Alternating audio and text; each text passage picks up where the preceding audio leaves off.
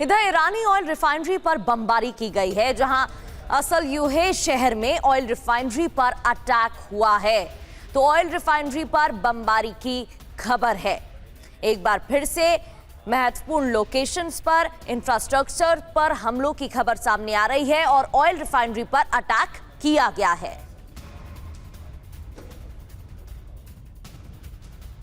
और देखिए असलू ये में हमले से ईरान का इनकार सामने आया है। हमारे गैस कॉम्प्लेक्स पर हमला नहीं हुआ है, ये ईरान की तरफ से कहा जा रहा है। अमेरिका के दावे हमले किए और उसके बाद ईरान का काउंटर क्लेम कि हमारे गैस कॉम्प्लेक्स पर हमला नहीं हुआ है।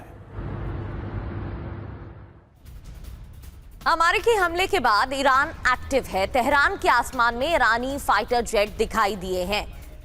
तो अमेरिकी हमले के बाद अब ईरान भी एक्टिव है। अलर्ट जारी किया गया है। इधर एयर डिफेंस सिस्टम भी एक्टिवेट किया गया है और ईरान की तरफ से भी हमले किए गए हैं। अरब देशों में भी हमलों की खबर सामने आई।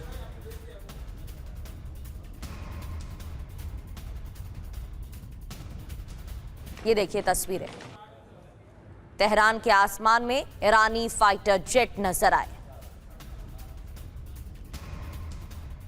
और इन सब के बीच ट्रंप का बयान भी आया। ट्रंप क्या कह रहे हैं? ईरान ने बातचीत में हमें बेवकूफ बनाया, अब कुछ न कुछ करना ही होगा। ईरान पर दबाव बनाने के लिए हमला किया गया, ये ट्रंप का बयान है इस हमले के बाद से, यानी कि 24 घंटे में जो दूसरा हमला किया गया उसके बाद अब ट्रंप कह रहे हैं कि ईरान पर दबाव बनाना ही होगा।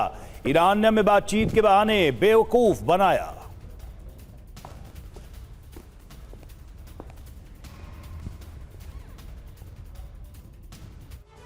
तो 24 घंटे में दूसरी बार ईरान पर अमेरिकी प्रहार देखने को मिला है।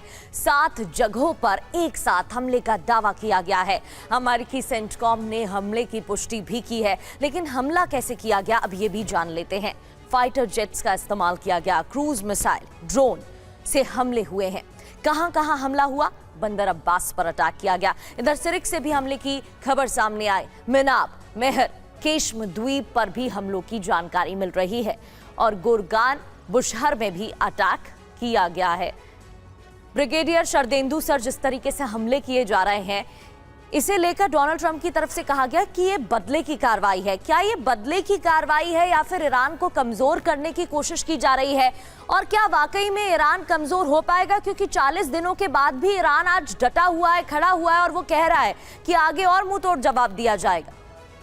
देखिए, जिस तरीके से 24 घंटे के अंदर लगातार अमेरिका की बमबारी वहां जारी है और इस बार तो 49 टॉम क्रूज मिसाइल का इस्तेमाल किया गया है, तो इसको नहीं कहा जा सकता कि ये एक मेजर्ड रिस्पॉन्स है। एक टोटल मिलिट्री ऑपरेशन है और पूरी तरीके से ईरान की जो इंफ्रास्ट्रक्चर है उसको ध्वस्त करने की कोशिश की है और साथ में एक प्रेशर जनरेट करते हैं वो बार बार कि आप पीस के लिए आगे बढ़िए और हमारा जो प्रपोजल है उसको एक्सेप्ट करिए। और कहीं ना कहीं जो न्यूक्लियर इनरिचमेंट है उसमें किसी भी तरीके का लीवे देने के लिए डोनाल्ड तैयार नहीं है।